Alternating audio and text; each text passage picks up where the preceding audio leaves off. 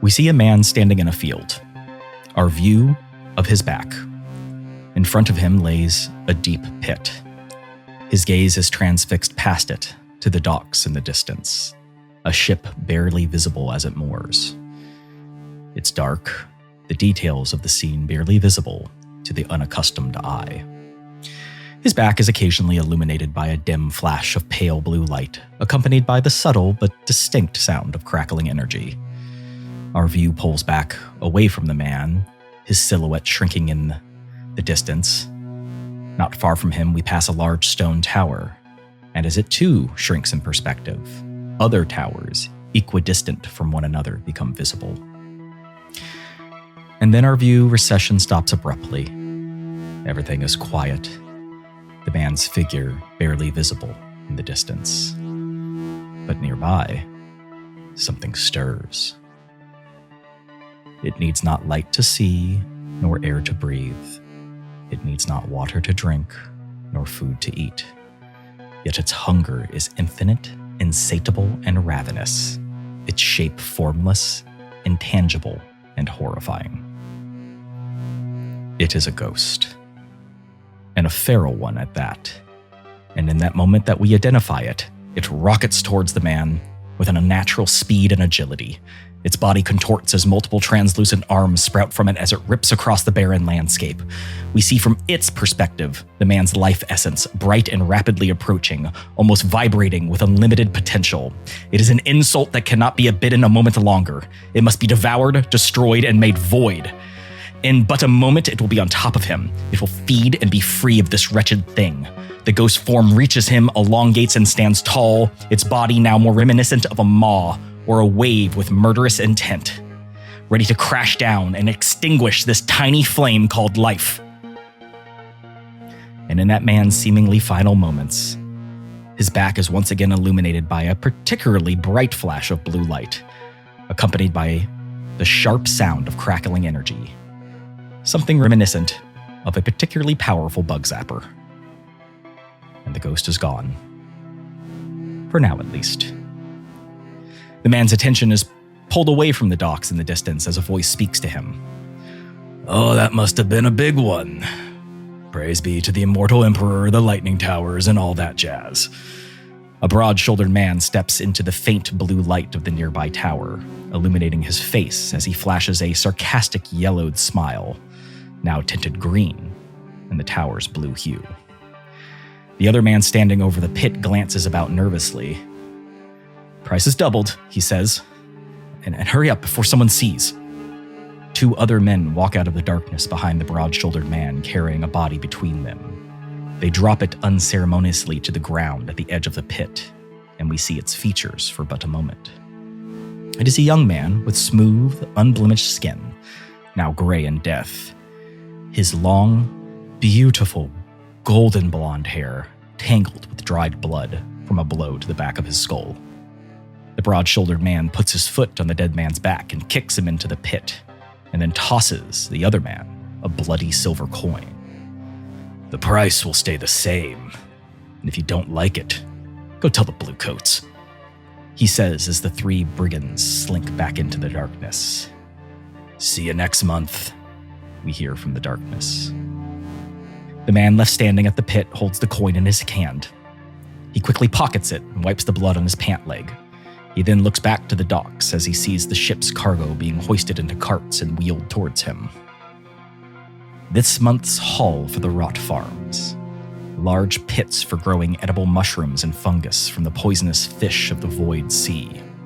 The workers begin dumping cartloads into the pit, as the man, we now identify as a rot farmer, dusts the hull intermittently with fungal spores. "We had a good haul this time. You think we'll get enough to last until next harvest?" the dock worker asks. The rot farmer feels the coin in his pocket and grips it tightly. "I hope so," he says.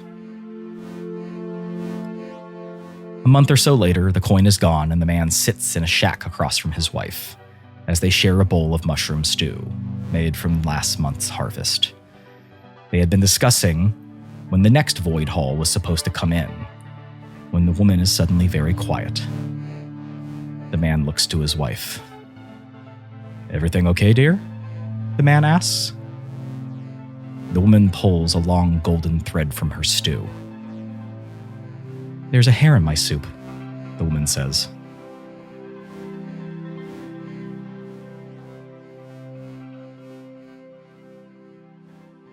And welcome to New Crits on the Block presents Blades in the Dark. Or as I like to call it, New Crits in the Dark. Oh, I like that. That's going to be New Crits that's After cute. Dark. That's something different. Yes. That's for later. That's bonus content. What about New Crits in the After Dark? How about that? New Crits, are you afraid of the dark? Oh, well, writing that down for later. Uh-oh. As I throw a Are You bunch Afraid of the Dark? Mash up one as shot I throw a bunch Halloween of episode. sand into the fire. The Tale of the Ghastly Ghost. Oh, They always had the silliest little names. just don't have that intro. It was so scary. Tales I'm from the cold. Crits. Yeah, I'm cold. Oh! Brian wins. Shit. Wait, I didn't even hear That's that. it. Oh, he's gone. He's gone. He's Good. gone. He's He's gone. He leaving. left. He's gone. He's All right. gone. Honey, He's come back. gone. That was a walk-off, Done. folks. Yeah. He's done. That was a walk-off. Oh, was well, really good. that's the sub. Yeah, that's it. That's this one. Yeah, that's Tales what from we're the calling Crits. So, welcome to New Crits on the Block presents Blades in the Dark. Blades in the Dark is a tabletop role-playing game where the players play as a Tales group of the Crits. It's Tales of the Crits. Or Tales Okay. from the Crits. From the Okay, Crits. Tales from the Presents Tales from the Crits. Yes. Crits. Got it. Because we didn't A say Blades like in the Dark welcome campaign. Well, yeah, we didn't say welcome to New Crits on the Block D&D 5e. We didn't name it what the system Ben wishes we we were had playing. He would have, yeah. every single episode. This is a game where you guys play as a group of scoundrels who are struggling to survive in a post-apocalyptic, ghost-infested Victorian city where the sun got exploded a long, long time ago. That's basically... Sun got exploded. Yep, the sun got exploded a long, long time ago. I think the book says like 1,000 years, whatever. It's been a long time. Ghosts and demons roam the land. People live in cities surrounded by lightning towers powered by demon blood that keeps the supernatural out. Food is scarce, poverty is rampant, hope is lost, and everything sucks ass. If this is not your first time listening to this, you know all of us, but otherwise, my name is Ben Chaney, and I'll be fulfilling the role as Game Master, or GM. We're not the DM, because these are not dungeons, although there probably are dungeons in this game in hindsight. I feel like probably more dungeons than we ever went through. Right.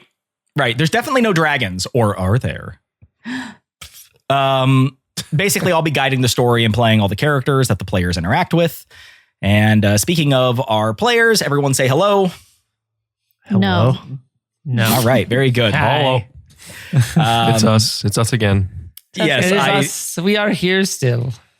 If Yeah, for some well, just in reason case this you ever winds up on a didn't different feed or listen something. I am anything here else with we've my close friends, Matt, Jake, Christy, and Brian. And Thank you. we are going to be playing this game that none of us have ever played before. So episodes 1 through, 200, we might be still learning the rules. We'll see how that goes. I guess let's get into the basics. So our story takes place in the city of Duskval, which is located on the northern tip of a continent called Akaros. Duskval is a melting pot of sorts for people and cultures from all over the Shattered Islands, which is kind of the general map of the world. Feel free to Google this at home if you want to just kind of like look at the map and be like, oh, okay. You can also get the handbook online for cheap if you want to review the rules, or you can just find it. But we should support our independent creators. Our players have decided to play as a group of shadows. That's the crew that they've decided to be, which are subtle thieves and spies who operate out of a back room of a brothel located in the district of Silkshore within this city. Silkshore is also known as the Red Lamp District, so kind of appropriate. And for the first order of business, guys, what is this brothel called? You guys are operating out of a whorehouse. What's the name of the whorehouse? This is a collaborative storytelling thing, so you guys get to be just as involved with its creation as I am. I think we were joking around at episode 0 that we were going to be calling something the ghost hole, Oh, that's exact. That's what it is then. Yeah. I was going to say Splitsville, but it's different. Ooh. No, Ghost Hole is I like good. The Ghost Hole. Yeah. Gross. All right. You mean Ghost? Yeah. Oh boy. Oh, brothel, All right. where art thou? Oh, that's a good one too. Save that one for later. Maybe different parts of the city. Southern Comfort. Oh, Jesus. How is comfort spelled? You know how it's spelled. You know how it's spelled. Jägermeister and Goldschlager. Oh, Starry Night. Starry Night. Oh, that's actually not a bad name. Sorry. No. Jägermeister and Goldschlager. That's the name. Okay. Well, that is an interesting point about this world. Just a reminder, it is always dark. Like when you look up at the sky, if it is midday, I mean, the sun is there, but it is shattered into little pieces. It looks like a dying ember in the sky. That is the most light you ever get. Otherwise, it is perpetual night and darkness. So there is a starry night all the time. And in fact, when you look into the void sea, the ocean, you can see straight down into its inky depths. And it also has little shining lights in there, much like a galaxy. So you were kind of flanked on both sides by stars or star-like looking things. I thought of another gross name, guys. Let me hear it. The Ham Clam. Ew. The ham clam? Gross. Oh, I refuse to work in such an establishment. Yeah, let's remember that Ham Christy clam. plays a character who I work here. is wanna work a in the ham lady of the clam. night. I'm a high-end consort. I'm not working at the Ham Clam. Okay, Yeah. well, I think Ghost Ghost Hole Hole, is a though, for sure I would. good- Okay. Okay, We like- I guess the what do we ghost, like the best? ghost Ghost hole hole? it is. Yeah. Awesome. All right, so you guys operate out of the back room of a brothel, appropriately named the Ghost Hole, in the Red Lamp district of Silk Shore. Who wants to start? Who wants to tell me about your character real fast? I know we kind of did a little bit as episode 0, but give me a quick overview, and then I'll start with a little scene from you, whoever wants to go first. I'll go first since I went first in the episode 0. Okay. I play Zinc. He's known as the Stink around the area, just because he's just a little stinker, and he is a burglar thief extraordinaire. If you need some sort of infiltration or something stolen, something lockpicked, anything along those lines, the Stink is the one you call. Okay. Why don't we start with a quick little scene as Zinc is at the... Sorry, I just hit my mic. Zinc is at the local Bluecoats local office. The Bluecoats are basically the cops. Keep in mind that that this is a world that sucks ass and everyone just answers to someone. So they are the policing force of the city, but they answer to whoever gives them the most power and money. So they're not good guys by any means either. So Zinc, you find yourself at the local Bluecoats office. You have been detained. You were sitting in a room, in a chair, and you were waiting for someone to come in, and you already know who it is. You're certain that the reason why you've been picked up is because the local Bluecoat, Darmot, who you have indicated as an enemy, who has it out for you, has orchestrated your arrest. And sure enough, the door opens, and Dartmouth, a Bluecoat with a thick mustache and a crew cut military-like hair with his somewhat perfectly pressed shirt and collar and jacket, his Bluecoat, obviously, comes walking in and stares at you. I'll get a load of this guy.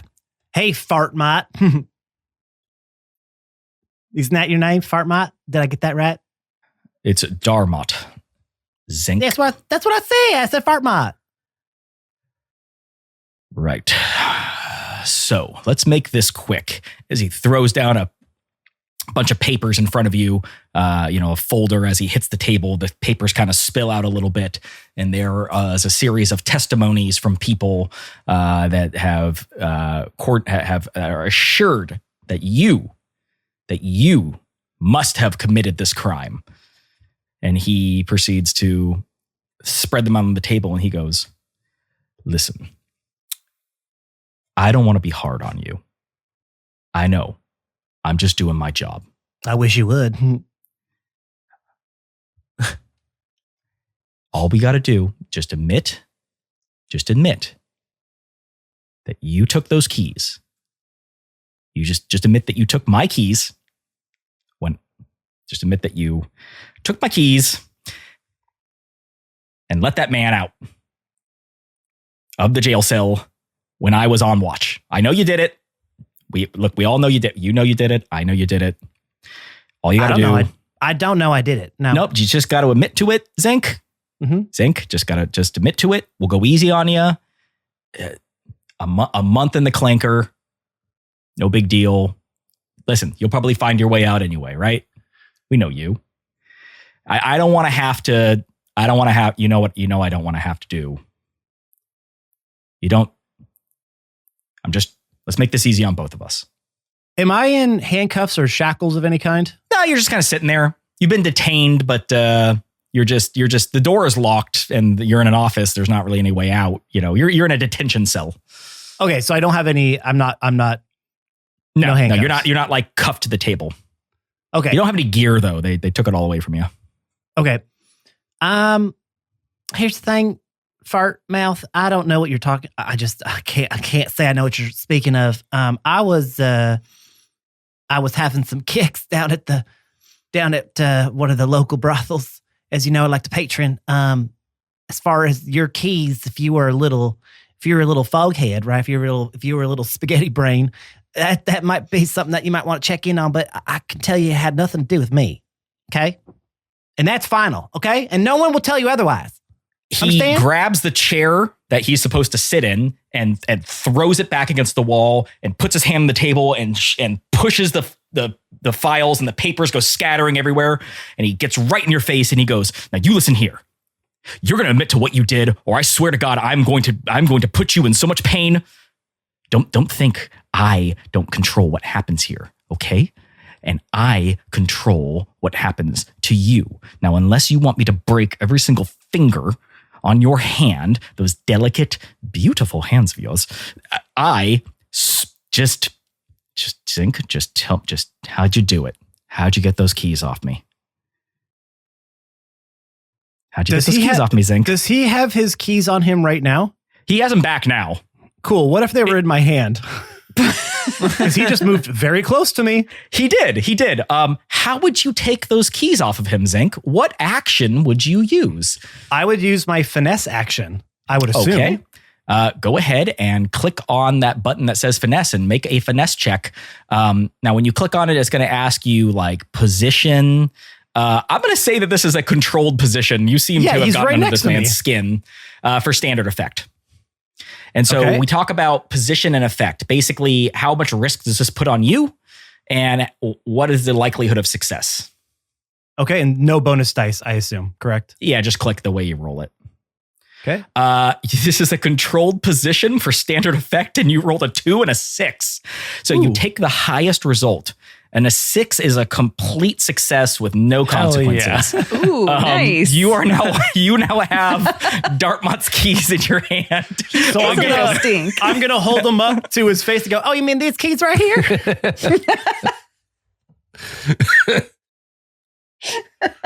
His eye twitches, and his mustache somehow also twitches on the opposite side of his eye that's twitching. Hold on. He's gonna reach down and very not finessely like hook them back onto his little key. What are those little locks called? It's a key ring. The carabiner? Yes, carabiner. Lock it back onto the carabiner and kind of pat it a little bit. Let me just help you out there. There you go. Maybe you won't lose them so easy next time. Okay, we're going to go ahead and cut to somebody else now. That's great. Nice job, dude. Oh shit. Okay, who wants to go next? I'll go. All right. Sure. We now cut to Arlo, which is exactly the order by which I had these written down. Perfect. We now cut to Jake's character, Arlo. And Arlo, you are currently standing out in front of the ghost hole where you work at your part-time job as a bouncer. And you just make sure that the people coming in, that you know them and that they have money, and that they're supposed to be there. And a man comes stumbling up in the darkness, I guess. It's always dark. There are lamps that are lit around town. Some areas still use coal and oil. A lot of the newer, nicer areas use electroplasm lights. Basically, all electricity in this world is powered by demon blood. So it kind of has this like blue crackling energy to it. But in this area, the red light district, it uses good old fashioned oil lamps that are inside red things, and red little lamps to create illumination. So this man comes stumbling out. You see his face kind of half lit, looks drunk, and he's walking right up to the ghost hole. Hey, I need to get excuse me. No. What? I mean, no. Yeah, I just hear that this is the best. I hear this is the best brothel this side of the Dusk It River. is. Right. So I'm here. I'm gonna give the ladies some money, and they're gonna give me a good time. You can come back tomorrow. Less drunk. I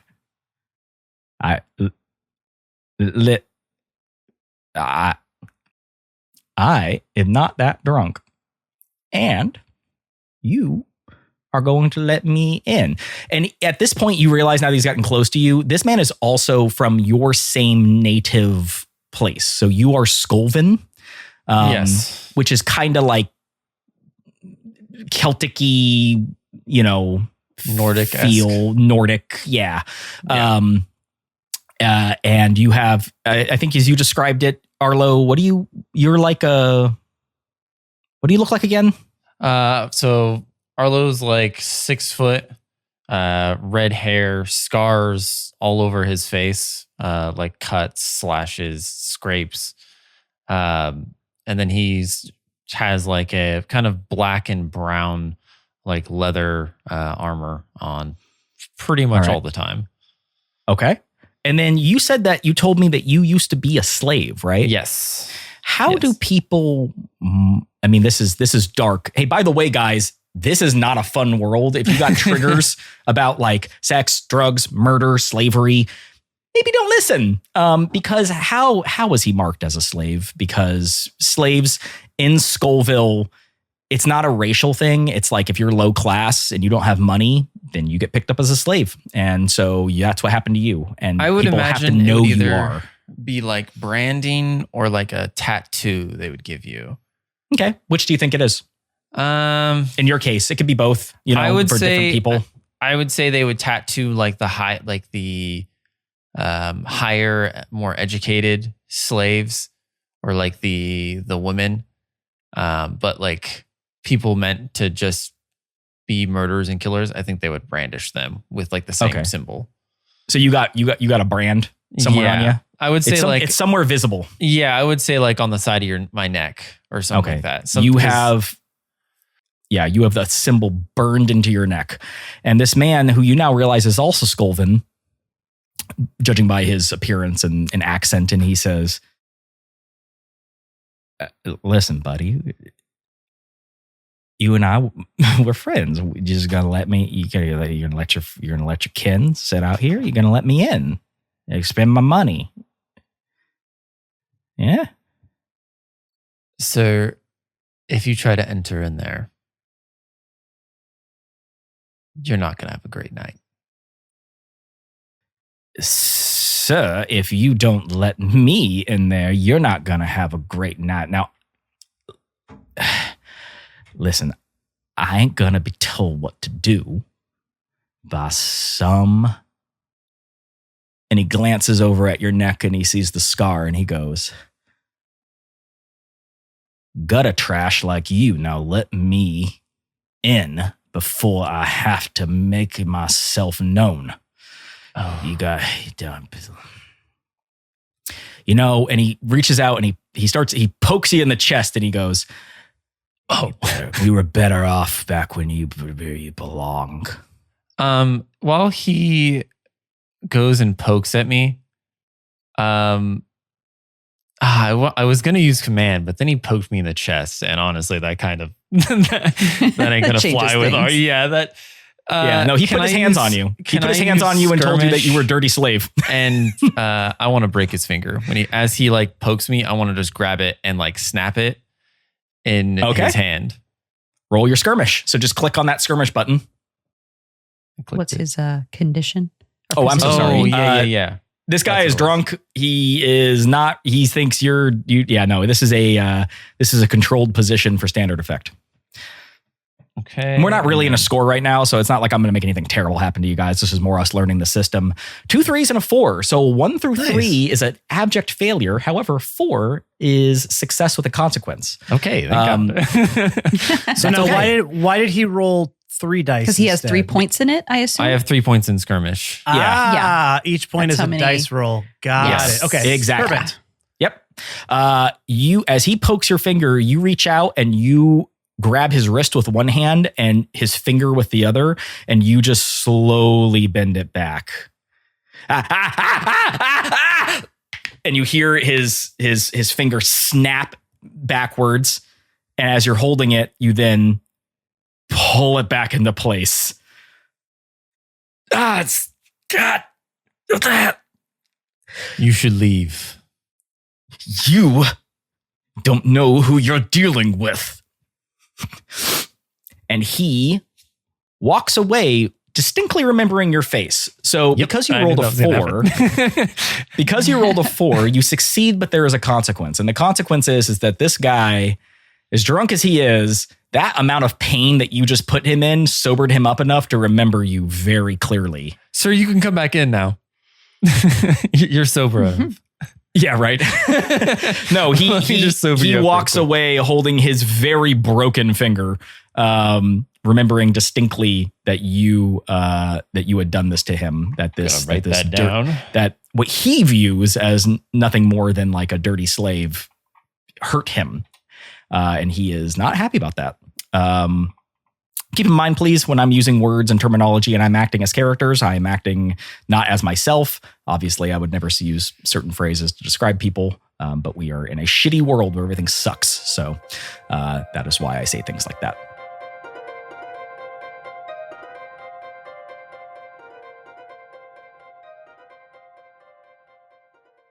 Hey everyone, and welcome to this week's Middle Break. It is I, your favorite player, Matt.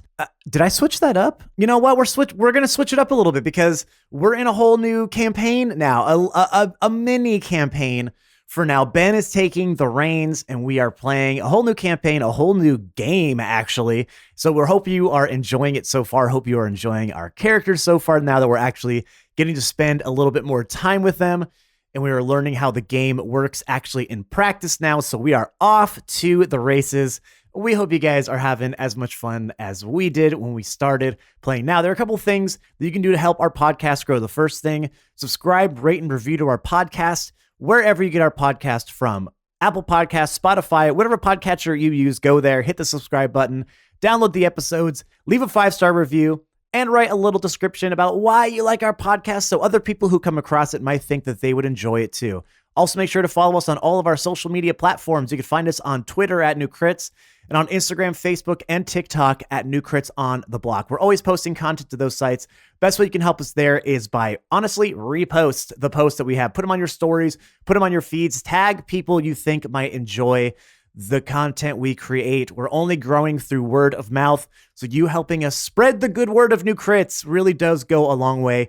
And we really do appreciate it so much. One of the ways we like to show our appreciation is we have a Discord. That's right, a Discord for all things New Crits, but not all things New Crits. You can come in there and talk about the show, talk about the cast, talk to other fans. But there's also places in there you can just come in and hang out. It's a safe, inclusive space that we have cultivated over the years. We are so happy with our family in there. It's a great place to just come chill. Just a place to hang. And if you haven't joined us yet, what the heck are you waiting for? You might be thinking, well, Matt, I want to get to all these places, but how do I get to all the places that you just mentioned? Well, from our link tree, of course, linktr.ee/snookers-on-the-block will get you to all the places that I just mentioned. And some places I didn't have time to mention, linktr.ee/snookers-on-the-block. It is your central hub for all things New Crits. All right, everyone, let's get you back into this week's episode. We come out with new episodes every single Monday. That ain't stopping anytime soon. We really do hope you are going to enjoy this new episode, this new campaign overall. Let's get you back into it. We will see you next week. Until then, be safe out there. Be excellent to each other. We love you all. Bye-bye.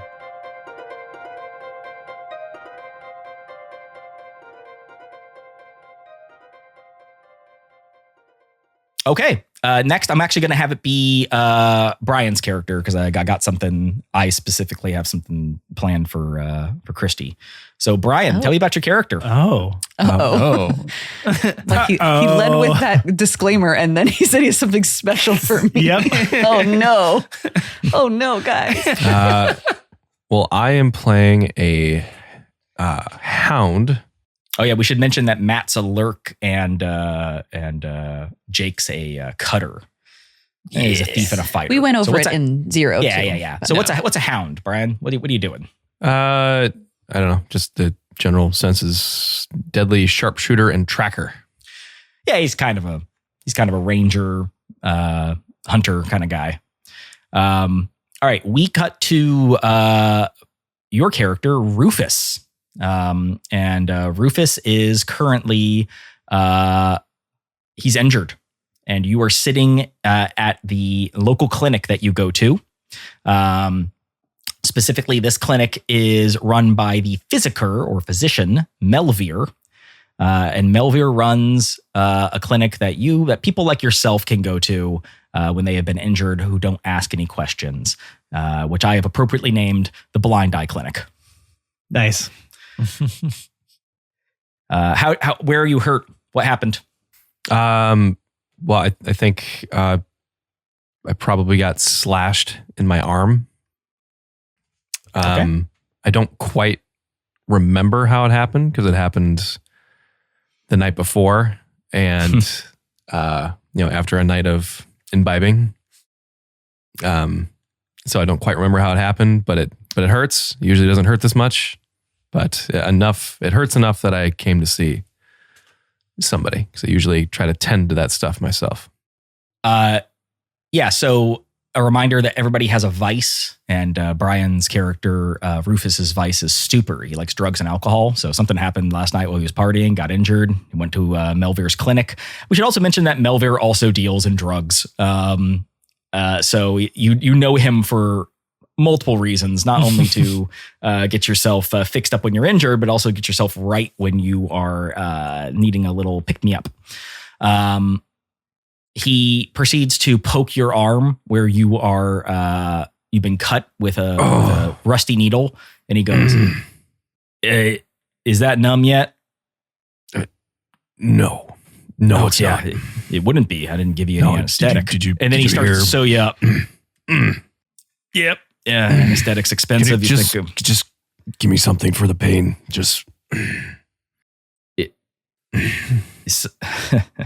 I got all kinds of good stuff. You know, I can get you what you need. As he's sewing up your arm, he's not slowing down, nor is he giving you anything as he does it with this dirty ass. I'm like darting needle around. My eyes are just kind of darting around for anything that looks like liquid that I could drink to kill the pain. Just like knocking shit over on the table. Just yeah. There's no liquid, but there is a random needle full of some substance nearby. I grab it. Okay. Oh, no. Well, it was nice knowing you. What do you do with it? I am going to threaten to stab myself with it. Like, I don't know what this is, but give me something or it's going in me. He reaches over and he stops sewing, and he proceeds to take the needle from you. And then he jams it into your thigh. And you see the fluid start to be injected into you, but then he stops halfway. And then he jams it into his own thigh and gives the rest to himself. And you both feel something borderline euphoric and pleasant and not altogether completely it doesn't completely blow you out. Let's see here. I wrote addicted to trance powder and blood needle. I'm gonna go ahead and say this is trance powder. So it's like a benzo. It's like getting a Valium. Okay. So it's not so much a painkiller, but like it still hurts You like just don't hell. care. Yeah, you just But don't you're care. just like, yeah, all right. Sure. Whatever. Cut my arm off. Yeah, and as you're doing this, you also have a pet, right? I do. I have a pet wolf. What's his name? Pete. No, don't do it. Steven again. No, it's not Steven. I don't know. I didn't decide on a name. That's okay. We can always come back to it if you don't want to commit to anything right now. Yeah, I don't want to commit to anything right now. That's okay. He looks at you and he says, Dog. That's a cute dog you got there. And he stops stitching you up halfway through. Like you got this like half sewn up wound and he just starts petting your dog and letting it lick your face. Assuming that it does lick your face. I don't know your pet's temperament. It's friendly to those that it works off my vibe towards people. You've been here before. You know this guy. This is not the first time you guys have gotten high together while he stitched you up. Right. Hey, look, man. I don't want to tell you how to do your job, but just Then don't. can you just finish up my arm so I can get out of here? I am finished. No, look, man. It's completely wide open. Like, look. And he grabs the thread and he just gives it one tight yank, and the whole thing gets pulled together quite aggressively and not with a lot of bedside manner. Thank you. No problem. What do I owe you? Well, you're going to need to pay me for those drugs that you did last night and tonight. And Okay. you're going to need What to do pay I me- owe you? Oh, call it 2 coin, which, just so you know, in this game, a coin is a tremendous amount of money. So we refer to money as coin. Money is silver. They often refer to it as like slugs or scales when you're just dealing with like small pieces of money. But when people use the term coin, they're talking about like a month's worth of like wages for a high-end artisan. So the idea that he's asking for 2 coin is an absurd amount of money. Okay. And then we cut away from you as he's asking for this absurd amount of money, and we cut to Christy's character. Christy, we Yes. are now seeing your character, Lila. Tell me about Lila. Lila Driggs is a slide, which is like a manipulator spy of sorts. Oh, so she's just you. Okay, great. What? She currently works as a high-end consort at the Ghost Hole. She has her own private quarters where she takes only the highest-paying guests. She's got dark hair, dark sleek hair, dark skin, fitted. I think I described all this in the episode. You did. 1, right? You did. But Okay. Yeah, That's who she's a pretty lady, and she uses that to her advantage. I actually gave her an alias of the Executioner in the beginning, and I don't really like that for her, so I'm going to change it to Darling because I think that's going to be more the route we're going here. Oh, okay. I like that. I was Yeah, wondering so why your she's alias was Lila- Darling. I'm like, I didn't write that. Lila Darling Driggs is what she Yeah, goes, but people that know Lila her call her Execution. Darling. I like that. Yeah. I want to go more that route, so I'm just Yeah. kind of getting more of a feel for this game and what I want to do with her. Oh, of course. And nothing is like super set in stone, especially now. Yeah. This is supposed to be I want you guys to be who you want to be and do what you want to do. Yes. So just that minor adjustment. She is a noble and She just loves Yeah. the finer things in life. Now, your character is originally Aruvian, which is a continent down south, very reminiscent of like the Middle East. It's very like kind of deserty, India, Pakistan, Egypt, that sort of general vibe area. And one of the things I loved is you described her as having like these really fine jewels and clothes and a fitted dress. And literally under your items, one of the free items your character gets is fine clothes and jewelry. I don't know if you did that on Perfect. purpose, but yeah, you do out. get that. Yes. So, Lila, you are at the ghost hole and you are not in your private room. You have actually just walked in. In fact, you walked by Arlo. He let you right in, of course. You guys know each other well. And as you're walking in, the host / barkeep person who handles the money tells you, they say, Lila, yes, I think your 2:00 is waiting for you in your room. If you'd like to head in, or you can handle any business you need to first. Yes, they're a bit early. I usually like to take a little time for myself before I get started, as you well know. Why did we let them in early? Well, I didn't. I've talked to you about this before. Who let them in? I didn't actually let them in. They opened the door and walked out. They were already there and they announced that they were here. I am a little concerned how they got by Arlo. He seems harmless. Perhaps we just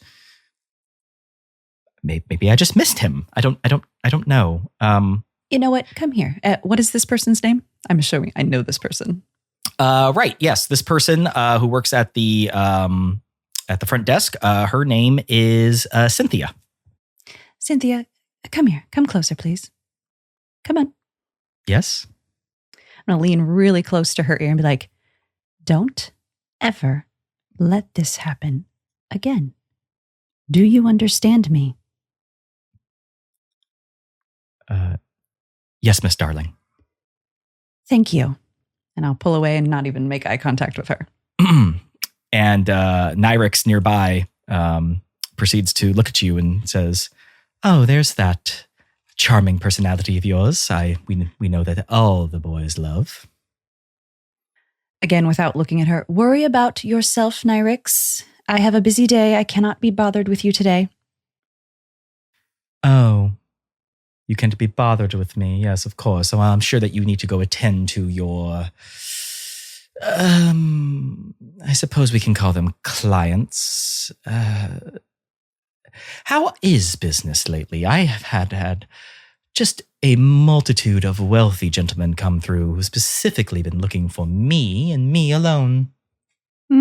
I can tell. And I look down to see her muddy boots that she's got on. She's not very clean today for some reason. And I say, Yeah.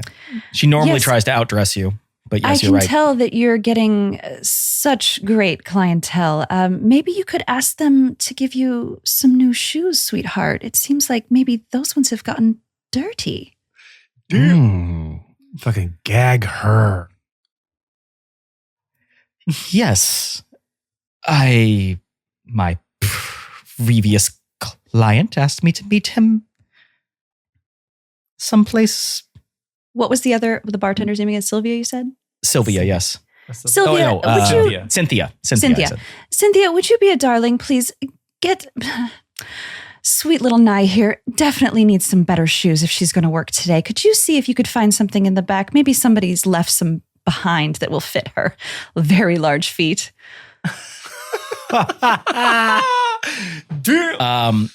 Now, I'm just trying to help. Yeah, you now, just so you know, you and Nyrix are of equal footing here. You both have your own room, and you both work sure. together. I thought you were about to say, and now don't forget, you and Nyrix are best friends. That's what I thought you were going to say. I was like, I know You she's hate my each enemy. other. You hate each other. Yes. yes. I'm only looking out for you, my sweetheart. I just didn't want to see you walk through the establishment with those dirty boots. I mean, goodness, look at you. She does actually realize she's been tracking mud into the establishment, which is, she also knows is a no-no. I mean, this is her place of business, and she's actually quite embarrassed, and she proceeds to get flustered and says, yes, well, we all can't have, at least. That's I've fine. been Cynthia, busy working, I'll take my usual into the room. Thank you very much. And I turn and walk away. I don't hear what she has to say. I'll have you know that these boots are of the highest quality. And I'm up the stairs, darling. I don't know what you're saying. I couldn't possibly hear you. And you shut the door behind her as she proceeds to look over at Cynthia and points at her shoes like, well, and you enter the back room of your establishment where you see a man. And he's sitting in the corner of the room.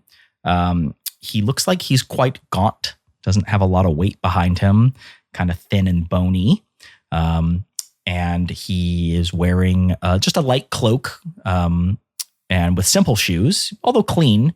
You would guess this man probably doesn't have a lot of money, but which is weird because most people who come to you are usually at least somewhat higher up. I mean, you are from a noble background. But you do notice that he has a small dagger tucked into his boot, which is not usually okay because normally most people who would come in here, Arlo would pat him down and take their weapons. But he doesn't seem to be doing anything harmful. And he doesn't really look at you, but he kind of glances over in your directions as he speaks to the ground. And you can see that he also has like leather arm guards under this cloak. And you can tell that there's something wrong with his eyes. He wears very round glasses, not like rectangular, but almost square. Like they're too big for his head. But it's hard to make out directly as he looks towards you and towards the ground. And he says,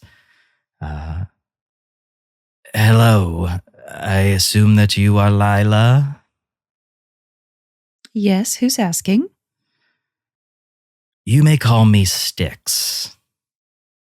Pleasure to meet you, Styx. What can I do for you today? Well, I am here on business. Do you by chance know a person by the name of Bezos? And you do. Bezos is the person you have assigned yourself as a friend to, a local gang leader. Yes, I do know him. How close are you to Mr. Bezos? Oh, well, sweetheart, I'm close to everyone around here, especially him. Oh, then I am here to inform you of some unpleasant news. You see, Mr. Bezos, well, he's dead. Oh, that's very unfortunate, especially for me. What seems to have befallen him? That's not him laughing, although he does chuckle a little bit when you say, especially for me. Well, unfortunately, Mr. Bezos had been performing a job for my associates, and the nature of said job made Mr. Bezos privy to information that was highly sensitive. Now, given that he's dead, this normally wouldn't be an issue. Except that there are interested parties who wish to know what he knew. Okay, what does that have to do with me? Well, Mr. Bezos and I had a certain understanding of information. exchange, and he had told me that you were someone that could be trusted to handle certain jobs. Let me be frank. A whisper has pulled Mr. Bezos' soul out of his body and placed it in a soul vessel. And this is not particularly unknown things that happen. Whispers do, they're like mages or warlocks. They do spirit magic shit. And a spirit vessel, a soul vessel, is something that would house a person's soul after they died. Under normal circumstances, if a person died, they just turn into a ghost. And there are things in play to stop that from happening, because otherwise the whole city would be overrun with ghosts. But in this case, he's telling you that Mr. Bezos' soul has been ripped out of his body and placed in a soul vessel. Oh, that big idiot. Of course he would get himself stuck like that. Well, what do you want me to do about it? Well, as I said, the information that Mr. Bezos has had was highly sensitive, and with his soul being trapped and intact, somebody could potentially interrogate him. This soul vessel is currently being transported, I suppose smuggled, to the interested party. And once it arrives at its destination, the information that Mr. Bezos had will be compromised. Oh, no. Okay. I don't believe you're asking me what I think you're asking me. Do you want me to save him? Do you know what that's going to do to him? I can't save him. Well, he is dead. He'll never... Well, yes, but that if I bring his soul back and bring him back here, he's going to be even more infatuated with me as his hero. I can't do that. Do you understand? He already drools over me enough. Yeah, yes, I understand what you're saying. The good news is that his soul does need to be destroyed. He is dead. The information he has is too sensitive to be left to be free, so... Oh, very well. And she goes and plops down in a seat and kicks her feet up and starts filing her nails. How much is it going to pay? Well, we need someone to steal this soul vessel before it reaches its target, of course. And frankly, and at this time, you see the man, he closes his eyes, and then he looks up right at you, and he opens them. However, he does not open both of them, but rather he opens all four of them. Oh, ew. We need you to pull off a Polter heist.